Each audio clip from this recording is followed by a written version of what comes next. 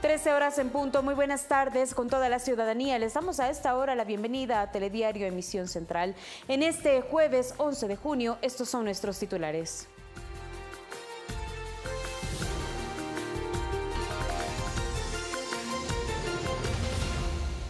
El ministro de Defensa, Osvaldo Jarrín, descartó responsabilidad de las Fuerzas Armadas sobre el control en el vuelo en el que intentó huir de la justicia Daniel Salcedo, mientras las autoridades confirman que el investigado tenía contratos hace varios años con diferentes organismos del Estado.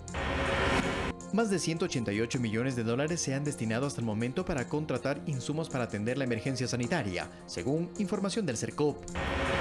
La Agencia Nacional de Tránsito reanudará en los próximos días el proceso de matriculación y revisión vehicular en los cantones con semáforo amarillo. Se estableció un nuevo esquema de calendarización. En Guayaquil se registran 23 casos confirmados de síndrome inflamatorio multisistémico, enfermedad que ataca a niños y adolescentes.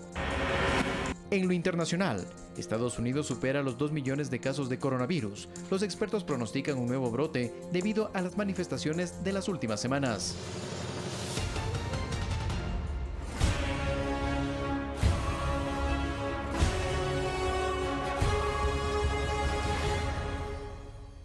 Iniciamos el desarrollo de las noticias. La ministra de Gobierno, María Paula Romo, considera que la detención de Daniel Salcedo, hoy procesado por peculado, será una puerta para descubrir una mafia que realizó contratos desde hace 6 años con diferentes organismos del Estado.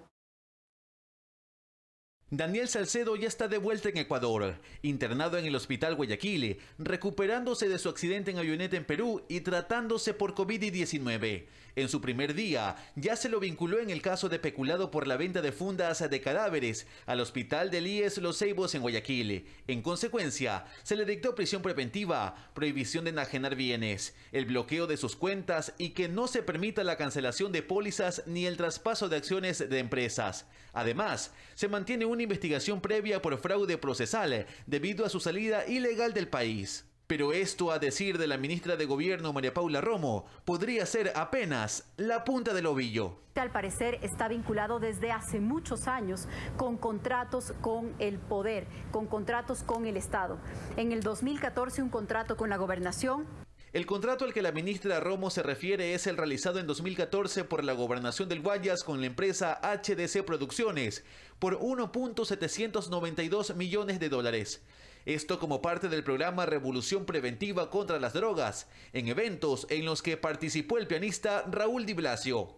HDC Producciones es una productora audiovisual creada en 2009, que se mantiene activa y que tiene como gerente general a Daniel Salcedo. En 2016, este contrato recibió observaciones de Contraloría, pues, según las conclusiones de los auditores, la comisión técnica que estuvo a cargo no verificó los requisitos mínimos del proveedor sobre el patrimonio, previa a su calificación y adjudicación. Tras la firma del contrato firmado el 11 de noviembre de 2014, HDC Producciones tuvo un aumento de capital de $99.200. Sobre este caso, Fiscalía no encontró pruebas suficientes y fue archivado. Daniel Salcedo no solo es gerente de HDC Producciones, sino que según el portal de la Superintendencia de Compañías, administraría al menos 7 empresas. Y es que existen más contratos que investigar. En el 2013 un contrato con el entonces Ministerio de Bienestar Social, en el 2015 contratos con Inmobiliar, en el 2015 y en el 2017 contratos con el Consejo de Participación Ciudadana. Esta mafia no se armó este año, esta mafia no se armó en los últimos 3 años. Tenemos alrededor de los suministros, de los insumos, de la obra pública, muchísima corrupción en el país enquistada, enraizada desde hace años. Daniel Salcedo deberá cumplir la prisión preventiva por peculado en la cárcel 4 de Quito, una vez que sea dado de alta en el hospital. Allí está en la unidad de cuidados intensivos. Fiscalía ha certificado que su vida no corre peligro. Estaba en condiciones de poder hablar, de responder y todo. Hablaba claramente. Fiscalía ha emitido un informe en el que afirma que Salcedo ya podría ser trasladado a Quito. Sin embargo, esto contrasta con la versión del nosocomio. Luis Alfredo Zúñiga, Ecuador TV. El ministro de Defensa descarta la responsabilidad de las Fuerzas Armadas sobre el control en el vuelo en el que intentó huir de la justicia Daniel Salcedo. Señaló que este cumplió con un plan de vuelo establecido. Sin embargo, la Dirección de Aviación Civil, a través de un comunicado, dijo que el viaje a Perú no fue autorizado. al rompecabezas sobre el intento de huida de Daniel Salcedo para evadir la justicia por supuestos sobreprecios en compras de insumos para el IES y que terminó en un accidente aéreo en Perú. Todavía le faltan piezas por descubrir.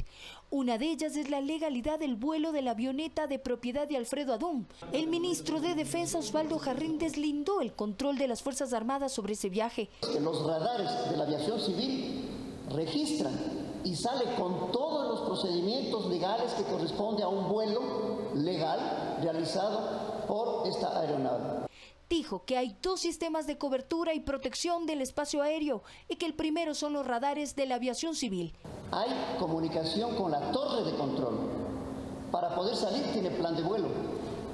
Está la nómina de quienes van a salir, la matrícula de la aeronave, la bandera del Ecuador.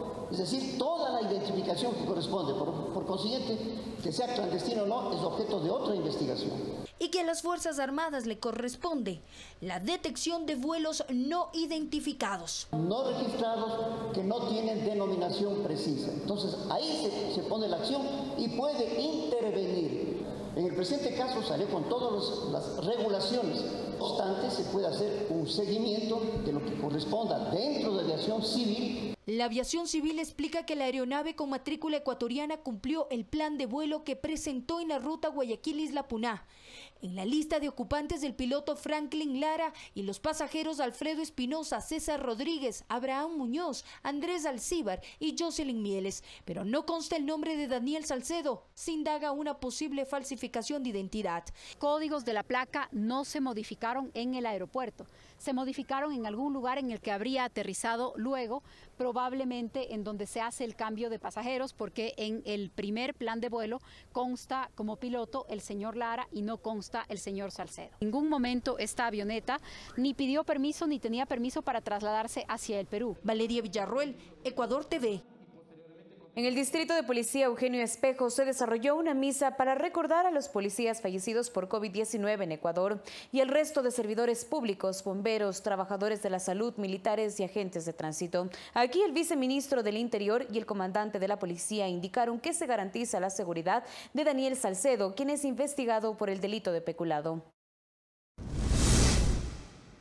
Buenas tardes. Así es, a su salida de una ceremonia religiosa realizada en honor de los servidores públicos e integrantes de la Policía Nacional que fallecieron en el contexto de la pandemia del COVID-19, el viceministro del Interior y el comandante general de policía se refirieron al caso de Daniel Salcedo. Escuchemos. Como ya está de conocimiento y lo han informado las autoridades judiciales, lo último que tenemos es que el día de ayer se hizo ya la audiencia, tuvo que hacerse desde la misma Casa de Salud, es decir, con eso estamos demostrando que hay una adecuada coordinación entre el Ministerio de Gobierno, Fiscalía General del Estado, Policía Nacional y promoviendo todas las acciones que corresponden en este caso con el afán de llegar al esclarecimiento de los hechos. El comandante de policía manifestó que existe un operativo de seguridad, un dispositivo de seguridad para garantizar que se mantenga en las instalaciones del hospital en donde se encuentra Daniel Salcedo. Nosotros tenemos un dispositivo policial, nosotros cumplimos con nuestra misión, estamos protegiendo también la integridad del sujeto, estamos también trabajando en coordinación y al exterior y en la parte cercana, tratando de evitar que sufra algún tipo de agresión.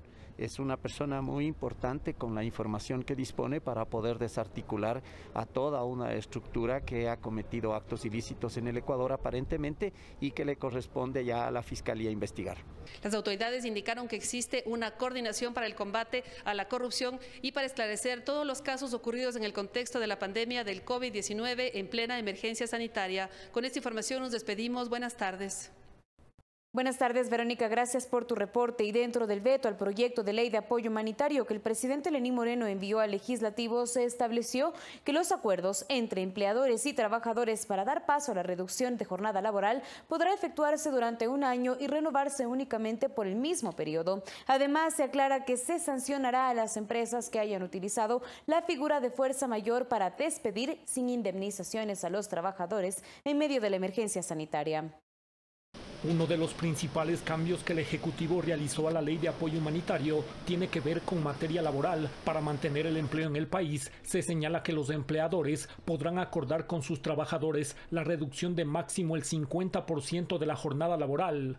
Asimismo, se establece que el pago del salario corresponderá en proporción a las horas efectivamente trabajadas y que no será menor al 55% del sueldo fijado previo al acuerdo entre las partes. Buscamos que en un acuerdo empleador-empleado logremos que no se despidan a trabajadores, se lleguen a acuerdos de cualquier tipo que nunca perjudiquen el sueldo mínimo. De ninguna manera se podrá bajar del sueldo mínimo para estos acuerdos, y ese empleador se beneficiará de un crédito de Reactívate Ecuador, y mientras dure este proceso de que se reducen o las jornadas o hay un acuerdo en los beneficios económicos del empleador, ese empleador no podrá recibir utilidades. Los acuerdos entre empleadores y trabajadores para dar paso a la reducción de la jornada laboral podrá efectuarse durante un año con la posibilidad de renovarse únicamente por el mismo periodo. Esto lo que busca es que en una situación difícil todos pongan el hombro y que preservemos el empleo, que es nuestra primera prioridad. En cuanto se refiere al nuevo contrato especial emergente, el Ejecutivo aclara que este se aplicará para la sostenibilidad de la producción y fuentes de ingresos en situaciones emergentes o para las nuevas inversiones o líneas de negocio. La modalidad podrá tener una duración de un año y contemplará como mínimo 20 horas de jornada laboral semanales y hasta 40 distribuidas en un máximo de 6 días a la semana, sin sobrepasar las 8 horas diarias y tener 24 horas consecutivas de descanso. Esa reactivación no se dará solamente en 1 o 2 años, no es del 20 ni el 21, sino implicará muchos más. Entonces, ese contrato era importante para acompañar esa reactivación. El veto del Ejecutivo también se refiere a la interpretación del artículo 169 del Código del Trabajo, que trata sobre la causal de fuerza mayor. El gobierno aclara que no se permitirá abusos por parte de las empresas a la hora de desvincular personal en medio de la emergencia sanitaria. El presidente ha puesto una sanción de 1.5 veces el despido intempestivo para aquellas personas que hayan sido probadas por un juez, empresas, perdón, que hayan sido probadas por un juez, que mal utilizaron este mecanismo y por tal razón perjudicaron los derechos de trabajadores. Santiago Tello, Ecuador TV. La nueva resolución de la Junta de Regulación Monetaria y Financiera amplía por 60 días adicionales los plazos para que los clientes que lo decidan realicen un nuevo diferimiento de sus obligaciones. Así lo explicó el presidente de la Asociación de Bancos Asobanca, Julio José Prado. La Junta de Regulación Monetaria y Financiera extendió con una nueva resolución por 60 días adicionales el diferimiento extraordinario de obligaciones crediticias. El proceso no es automático y requerirá que el cliente pida acogerse. Este es un diferimiento que se va a hacer caso por caso, no es automático. Tal como lo han dicho los clientes a los cuales se les ha entrevistado, hay que comunicarse con el sistema bancario. Cada uno de los bancos tiene sus propias políticas y podrá atender a sus clientes. Si bien eso no implica recargos ni intereses adicionales para los clientes, sí se cobrarán los intereses que origina el mismo crédito y también podrán refinanciarse. El aplazamiento no afectará el historial crediticio de los ciudadanos. Sin embargo, si después de finales de agosto no se cancelan las deudas, quedarán registradas como impagas. Si después de 90 días, es decir, pasa julio, pasa agosto, pasa septiembre y la persona no ha cumplido sus obligaciones, ahí sí tendremos básicamente que pasarla a esta deuda como una deuda vencida. Prado confirmó que al momento se difirieron 1.2 millones de operaciones de crédito, que representaron un total de 3.500 millones de dólares. Para los clientes de los bancos y cooperativas es positivo tener un nuevo plazo, ya que la economía empieza a reactivarse. Sí, porque todo el mundo estamos buscando cómo pagar, porque si no se nos acumulan más las cuotas, sí esta es una buena opción. Ya que ninguno de nosotros hemos esperado este tipo de pandemias que nos acogen, muy de acuerdo. Agradecerles también a la banca privada que nos den ese tipo de facilidades, ¿no? Verónica Rivadeneira, Ecuador TV. El gobierno y el Instituto de Seguridad Social de las Fuerzas Armadas, ISFA, llegaron a un acuerdo sobre la deuda de 500 millones de dólares pendientes desde el año 2014, la cual se pagará en efectivo, cruce de cuentas, certificados de tesorería y bonos internos. Uno de los beneficios es que los jubilados y pensionistas ya pueden cobrar los haberes del mes de mayo. Así lo anunció el ministro de Gobierno, Osvaldo Jarrín. Hemos logrado solucionar el problema. No solamente se puede cobrar desde ya las pensiones del mes de mayo para los afiliados. El día de ayer se realizó la acreditación correspondiente y hoy pueden cobrar la pensión. El día de ayer se acreditó 21.7 millones en el depósito para las pensiones. 70 millones de dólares a través de CETES, con un interés, como corresponde a ley, del 1.91% y 127 millones en bonos que serán cubiertos a 3 años plazo con un interés del 6.2%. Esto cubre los 220 millones y nos pone al día.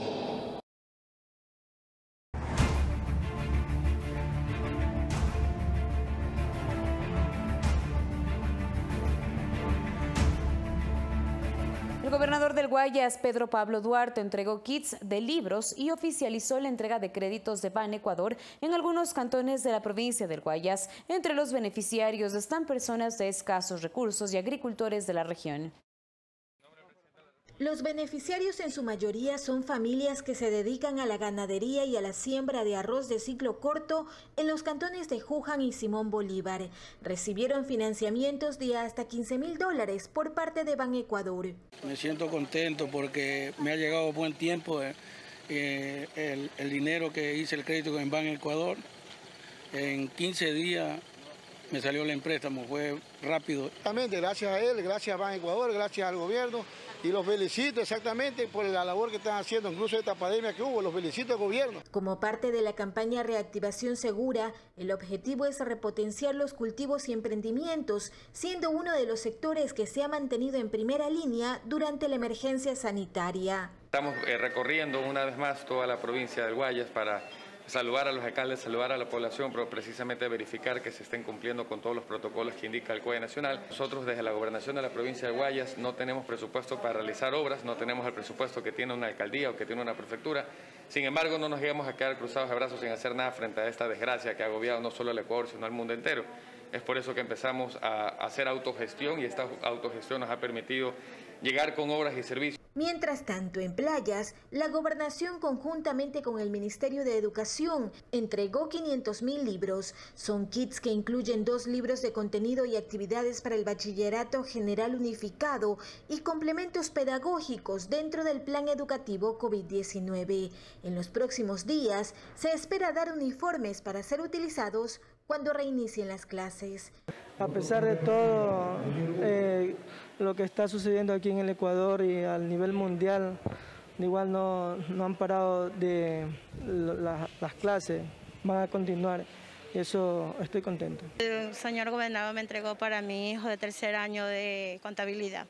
Y por medio de esto podemos saber cómo organizar a nuestros niños ideas que vienen aquí. Mariuxi Buenaño, Ecuador TV. El equipo de médicos y expertos alemanes que brindó asistencia técnica y apoyo a la gestión del gobierno de Ecuador en la pandemia del coronavirus finalizó sus labores formales en nuestro país. Sin embargo, equipos técnicos mantendrán la cooperación con universidades e institutos para procurar la descentralización en la detección de casos de COVID-19. Fueron más de 2 semanas de trabajo en donde los expertos en salud alemanes visitaron varios puntos del país para brindar asistencia y respaldar las acciones implementadas para el combate a la pandemia del COVID-19. Para el experto Andrés Moreira, es vital generar y compartir información científica para diseñar una estrategia para descentralizar la detección de casos COVID. Entonces, muchos de los problemas que se encuentran en el Ecuador también se encuentran en otros países del mundo, incluidos Alemania, ¿no? La falta de reactivos, la falta de personal, etcétera, etcétera. En ese sentido, las autoridades de salud han hecho un excelente trabajo porque a ustedes les ha tocado muy difícil. La cantidad de casos subió exponencialmente. La cooperación entre Alemania y Ecuador se mantendrá no solo en el campo científico y técnico para fortalecer a los laboratorios del país. Christian Dan, directora residente de la Agencia de Cooperación Alemana GIZ, habló de la disponibilidad de recursos económicos para la financiación de proyectos orientados a la reactivación de la economía.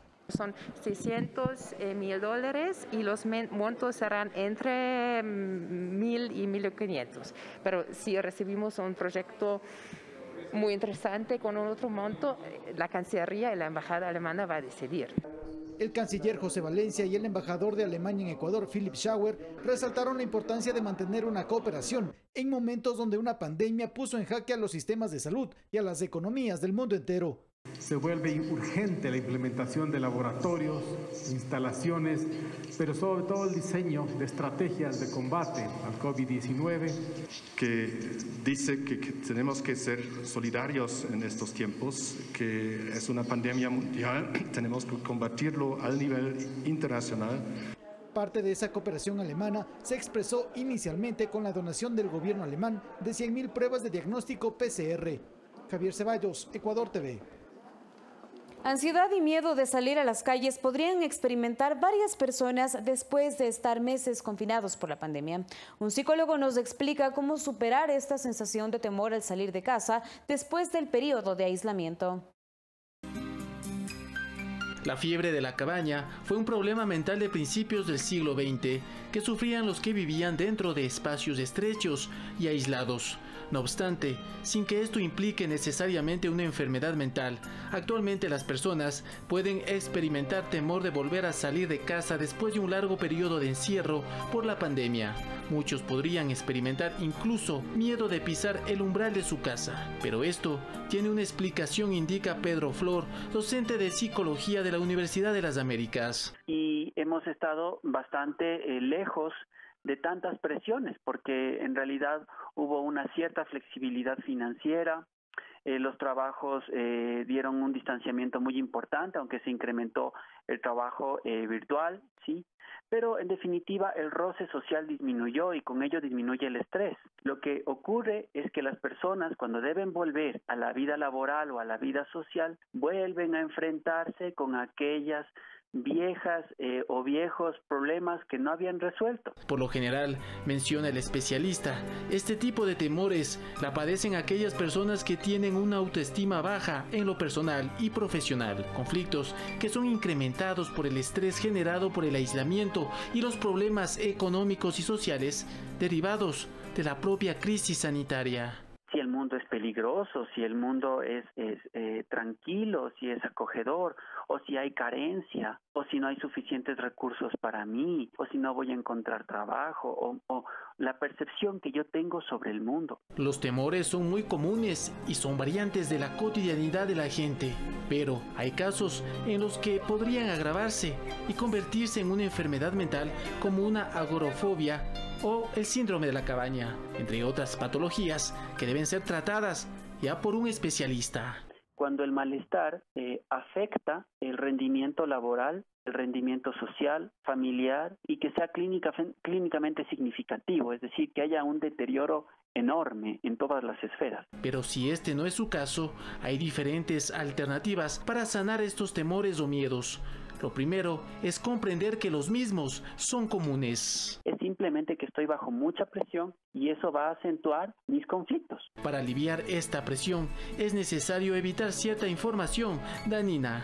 Más bien recibir información positiva, edificante, fortalecedora del yo. Finalmente, realizar actividades deportivas y de relajación mental. Juan Carlos Figueroa, Ecuador TV. En el Hospital Roberto Gilbert de Guayaquil se analizan 23 casos de síndrome inflamatorio multisistémico asociado a COVID-19. Ponga atención a los signos de alarma y características que se pueden presentar en niños y adolescentes. El 15 de mayo, la Organización Mundial de la Salud alertó sobre este síndrome asociado al coronavirus. En el Hospital Roberto Gilbert de Guayaquil se registran 23 casos atendidos de manera oportuna. La infectóloga pediatra Joyce Andrade informó el deceso de 5 menores que tenían enfermedades existentes. Hemos tenido 5 casos de niños fallecidos que en realidad han tenido de base otras enfermedades, ¿no? Uno de esos pues debutó junto con una leucemia, en otros casos tuvimos unos niños con afectación cardíaca. Entre los síntomas y características se destacan fiebre, mucosidad, inflamación en piel y garganta, presión baja, insuficiencia cardíaca, dolor abdominal, vómito o diarrea. Sin embargo, no todo menor que los presenta puede padecer este síndrome. Pero son señas de las cuales nos valemos los médicos para decir que la circulación chiquita está inflamada por dentro. Y así como en la superficie del cuerpo hay moco, en el interior del organismo se comienza a coagular la sangre y a tapar los vasos chiquitos, que es el problema. El doctor Bosco Alcíbar, pediatra integral, señala que el síndrome inflama la parte interna del cuerpo y los vasos sanguíneos del corazón. Como en el caso de este síndrome de Kawasaki, que inflama la parte interna del cuerpo y los vasos sanguíneos que están en el corazón. Es una situación que se da probablemente por intervenir con cosas inadecuadas en el niño. La infectóloga Andrade indicó cómo se confirma la permanencia del síndrome en niños y adolescentes. Sí, dentro de los criterios para el síndrome está la presencia del nexo epidemiológico, que es el contacto con una persona con COVID-19 y además la presencia de una prueba positiva, anticuerpos o hisopado nasofaríngeo. Es importante destacar que el 80% de los niños son asintomáticos, por ello lo recomendable es no automedicarse y mantener las normas de higiene. Guadalupe Ayoví, Ecuador TV. En otro tema, el Servicio Nacional de Contratación Pública, Sercop, ofrece a través de su portal de datos abiertos información acerca de la contratación pública en emergencia. 188 millones de dólares se destinaron hasta el momento para la compra de insumos médicos, kits alimenticios y otros ítems.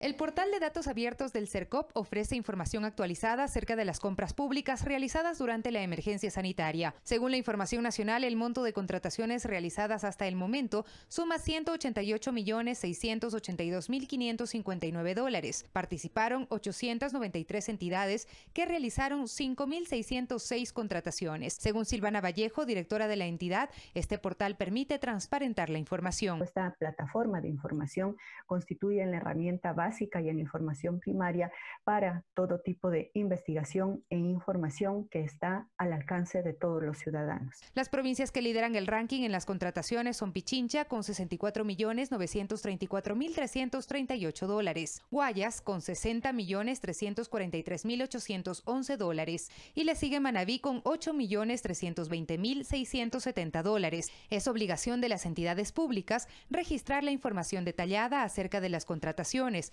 aunque solo el 61% han cumplido, no así un 39% de las entidades. Entidades que no han publicado, sin embargo, este es un agravante, puesto que viola la norma obligatoria, ya se ha reportado a Contraloría General del Estado. Esta información permite verificar los precios unitarios de los insumos adquiridos, precios de mascarillas, bolsas para cadáveres, pruebas rápidas o PCR y kits alimenticios, que son los artículos más recurrentes. La información ha sido enviada ya a las respectivas entidades de control, sea Fiscalía, sea Contraloría. La revisión lo estamos haciendo del 100%. El Ministerio de Salud Pública contrató a la fecha más de 40 millones de dólares, un 21.34% respecto del monto por emergencia, seguido de la Municipalidad de Guayaquil con un 11%. Luego aparece la Fundación Municipal para la Regeneración Urbana, Guayaquil Siglo XXI, mientras que los proveedores que aparecen con mayores montos adjudicados son Martínez Velázquez Isidoro Ricardo con 9.960.000 dólares, el 5.38%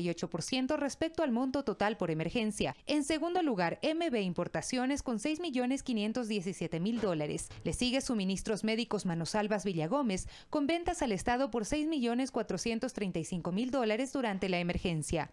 Sofía Montoya, Ecuador TV. El gobierno coreano, a través de su Agencia de Cooperación Internacional, donó a la Facultad de Ciencias Médicas de la Universidad Central del Ecuador 2.000 mascarillas KN95, 200 gafas de protección, 200 trajes de bioseguridad reutilizables y 300 cajas con guantes de vinilo. Estos insumos médicos se entregarán a 1.771 médicos del alma mater que colaboran en diferentes casas de salud, así como para el uso personal médico del Laboratorio de Biomedicina de la universidad. El embajador Young Keun Lee resaltó la labor humanitaria que cumplen en los hospitales los galenos de este centro de educación superior en la lucha contra el COVID-19. Y ahora les contamos que la empresa de los medios públicos del Ecuador recibió una donación de insumos médicos de parte de la empresa privada para la protección de los periodistas que trabajan en los diferentes medios de comunicación que conforman esta entidad. La labor periodística involucra el contacto constante con personas. Frente a ello, la empresa Nanox, dedicada a la elaboración de maquinaria industrial, decidió cambiar su giro de negocio y elaborar protectores de bioseguridad que han sido donados a varias personas que se encuentran en la primera línea de trabajo durante esta emergencia sanitaria. Por ello, hoy Medios Públicos se vio beneficiado de esta labor, ya que recibió la donación de 75 protectores de bioseguridad para el trabajo seguro de los comunicadores. Nosotros comenzamos donando periodistas, después comenzamos con nuestros médicos, que gracias a ellos, pues igual gracias a todos hemos podido salir adelante, y con todos ellos hemos comenzado a hacer unas donaciones extensivas. El día de hoy estamos donando 75 protectores faciales. Primero tenemos una diadema en la parte de atrás, que es hecha de policarbonato. Esta lámina es una lámina de PET 100% reciclado, y bueno, tenemos en la parte de atrás un elástico que se puede ir ajustando a diversos tipos. El tema de la información de la sociedad, que ya en sí misma está con una incertidumbre y una angustia grande por la enfermedad, es necesario que tengamos una protección de la información también. Y en esa línea creo que quienes hacen ese trabajo de traernos como vehículos la información a la sociedad, que son los periodistas, necesitan también nuestra protección y nuestra línea. Los periodistas, durante sus coberturas en campo y también en el interior del medio de comunicación, necesitan de todas las normas de bioseguridad para cumplir a cabalidad su trabajo sin poner en riesgo su salud. Por ello, estos insumos servirán para protegerse del contacto con los demás y evitar contraer el COVID-19. Yo creo que por el tipo de protección es más útil que sea para los que hacen cobertura, ¿no? Pero vamos a ver, vamos a un poco establecer esos protocolos que todavía estamos construyendo de inicio, que no existen unas líneas claras sobre cómo va a ser el comportamiento de nuestros funcionarios respecto a esto. Ya desde esta línea de protección, ya ahí veremos si es que hace falta también a otra gente que está en operaciones, gente que está en una línea también expuesta más hacia la epidemia, que podrían también ser utilizados por ellos. Tiene un 96% más de protección, entonces si llegan a tener un contacto con una persona que no sepamos y puede ser un paciente asintomático, les va a proteger mucho más para sus coberturas. Colaboradores de la empresa Medios Públicos del Ecuador agradecen la gestión y la donación de estos equipos médicos. Más adelante, según lo informó Edison Toro, gerente general de esta entidad, se dotará al personal de más equipos para precautelar su salud. Carla Arcentales, Ecuador TV. El Ministerio de Turismo, en conjunto con otras carteras de Estado, emitió un documento para que las diferentes haciendas y hosterías del país apliquen los protocolos de bioseguridad para proteger la salud del personal turístico y de sus visitantes. Los diferentes establecimientos turísticos como haciendas, hosterías, campamentos turísticos y más volverán a funcionar bajo estrictos protocolos. Uno de ellos será la Guía General para el uso de equipos de bioseguridad y medidas sanitarias.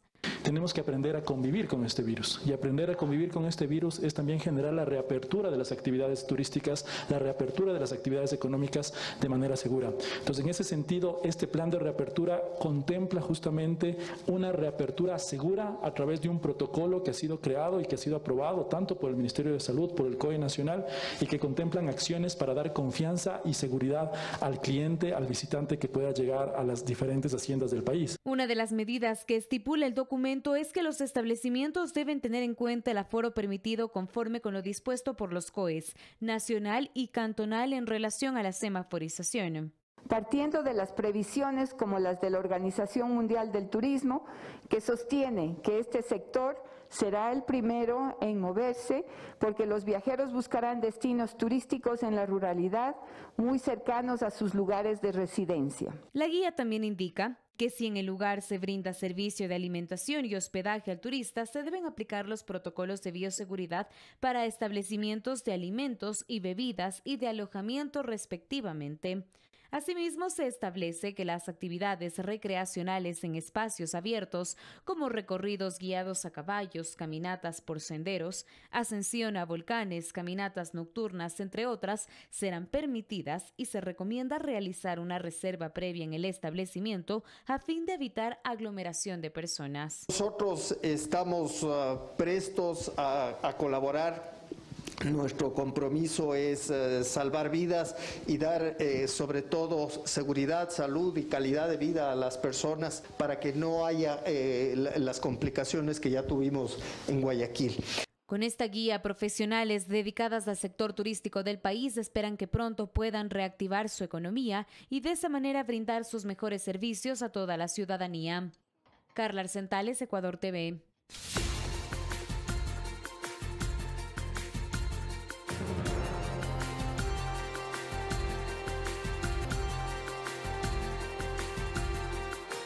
Estamos de regreso con más información nacional. El ministro de Producción, Comercio Exterior, Inversiones y Pesca, Iván Montaneda, recorrió la provincia de El Oro. El secretario de Estado visitó las instalaciones de Gilport, que para el 2021 incorporará su actividad al comercio exterior.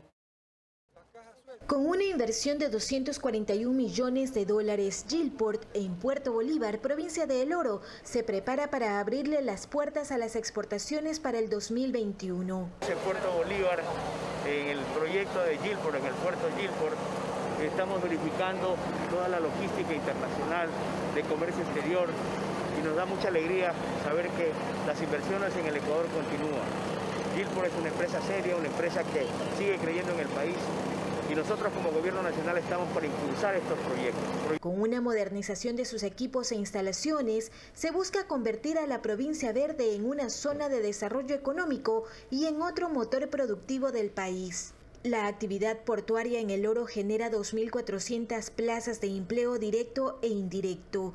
Dentro de su área de influencia, tiene las exportaciones de la segunda zona más importante en la producción de banano y camarón, además de la mayoría de los envíos de minerales del sur ecuatoriano. Proyectos que van a generar muchas oportunidades, no solamente para la provincia, sino para el Ecuador entero. Esta es una logística importante, una ubicación geográfica que estoy seguro va a generar encadenamientos productivos, no solamente para banano, sino que otros productos tienen que exportarse desde Puerto Bolívar. Las importaciones, las exportaciones, en fin, el comercio internacional, vamos a dinamizarlo desde Puerto Bolívar.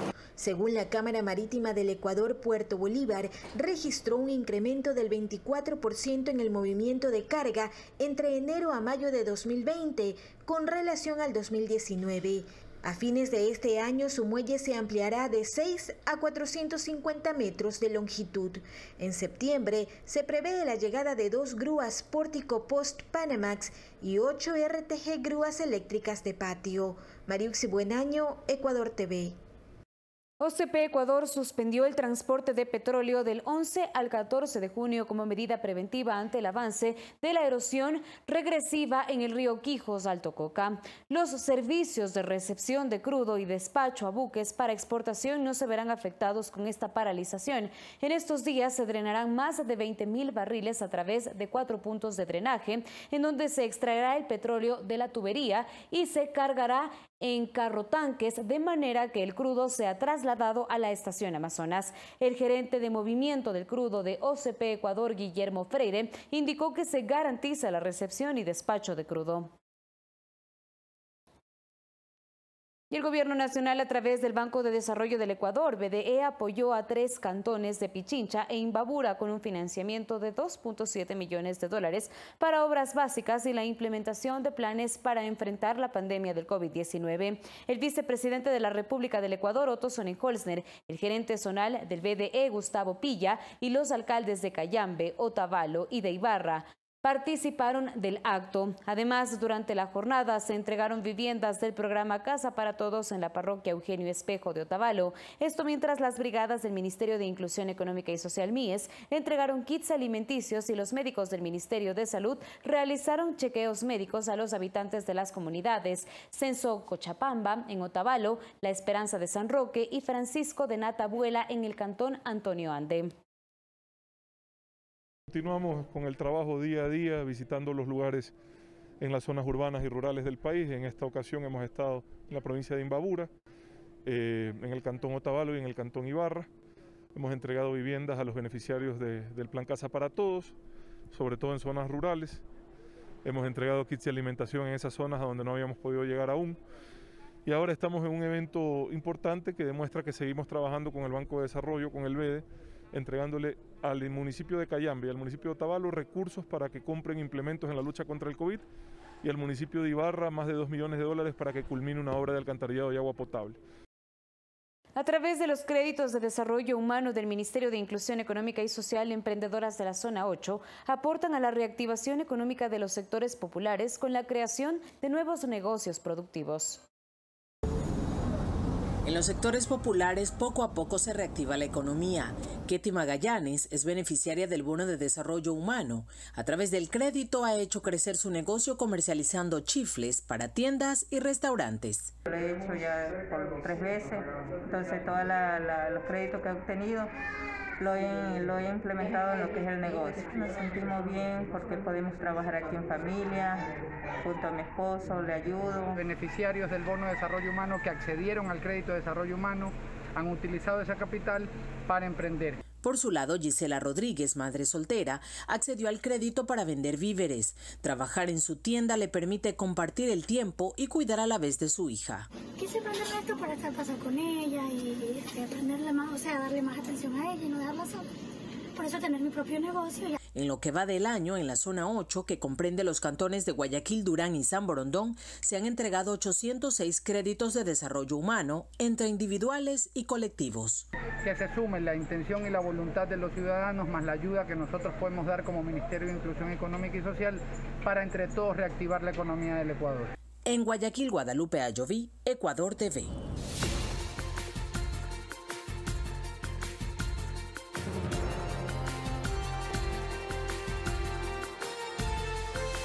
Estamos de regreso con más noticias. Gracias por su preferencia. Este jueves estaba previsto que se desarrolle en la Corte Nacional de Justicia la audiencia en el caso de tráfico de influencias en el Servicio Nacional de Gestión de Riesgos. Sin embargo, se suspendió por no presentarse la defensa de Jorge O., uno de los presentados.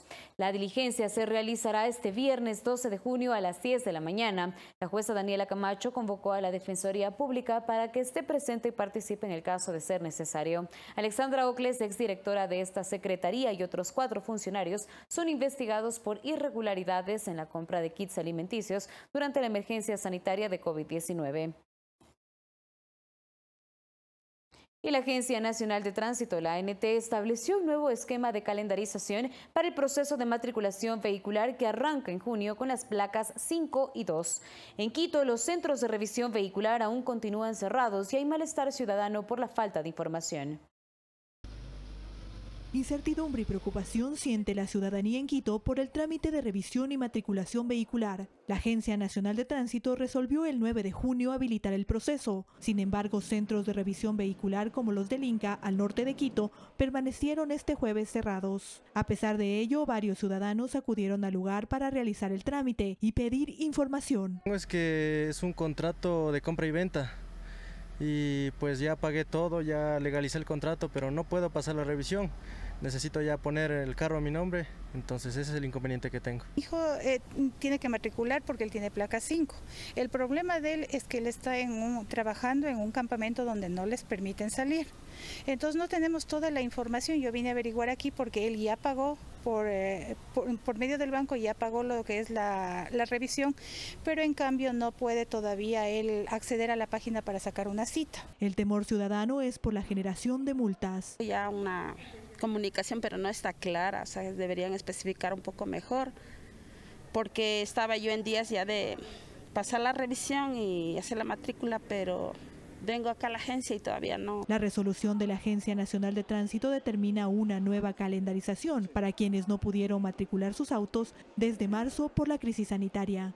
En el mes de junio estarán habilitados para realizar el proceso los propietarios de vehículos cuya placa terminen en 5 y 2. En julio, en cambio, estará disponible para 6 y 3. En agosto, 7 y 4. Septiembre, 8 y 2. Octubre, 9 y 3. Noviembre, 0 y 4. Mientras que en diciembre podrán realizar el trámite los vehículos rezagados. Los procesos de matriculación estarán sujetos al cambio de semaforización en provincias y cantones que establezca el Comité de Operaciones de Emergencia. La entidad de control establece que únicamente las multas se cobrarán si no se accede a esta nueva calendarización. Mariela Navaca, Ecuador TV.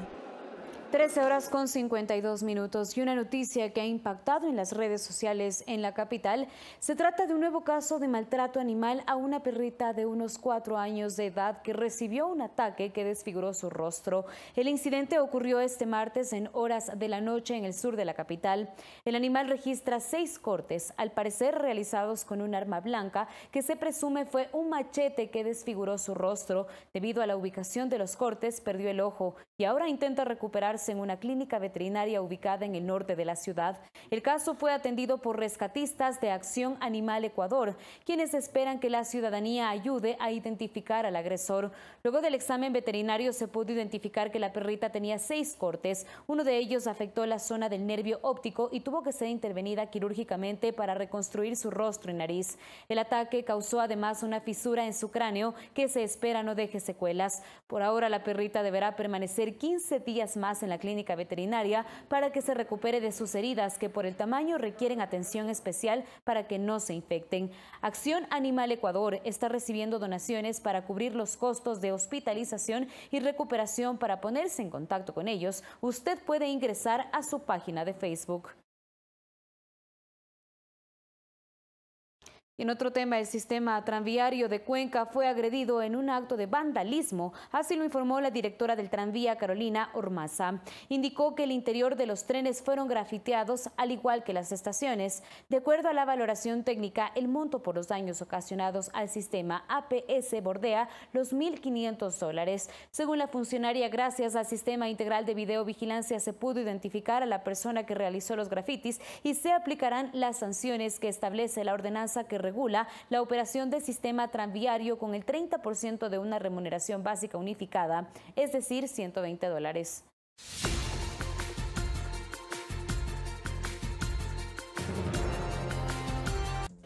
En el desarrollo de las noticias del mundo, Estados Unidos superó los 2 millones de contagios por coronavirus. Con esta cifra, el país se mantiene como el más afectado por la pandemia, seguido por Brasil y Rusia. Los casos del nuevo coronavirus en Estados Unidos superan por mucho a cualquier otro país. Según el recuento independiente de la Universidad Johns Hopkins, el país norteamericano se mantiene como el más afectado del mundo por la pandemia, superando los 2 millones de contagios y 112.000 fallecidos a causa de la enfermedad. A la par, las autoridades sanitarias de Brasil anunciaron que en las últimas 24 horas, el país registró 1.274 muertes por el virus, con lo que el total de fallecidos se acerca a los 40.000. Brasil es el segundo país con alto número de casos de COVID en el mundo, con 772.000 contagios confirmados, seguido por Rusia, que ya superó el 500.000 de casos y contabiliza 6.532 fallecidos por el COVID. Según las autoridades sanitarias, de los nuevos casos en Rusia, 3.235 contagiados, es decir, un 36.8%, no presentan síntomas clínicos. Una situación preocupante, pues el país decidió levantar gran parte de las medidas de confinamiento. Pero el foco de atención ahora está en la India, que se convierte en el país donde el virus del SARS-CoV-2 se expande con mayor rapidez. Bombay, la capital financiera, supera los 51.000 casos y las autoridades sanitarias reconocen que las grandes ciudades están ahora desbordadas. Coralía Pérez, Ecuador TV.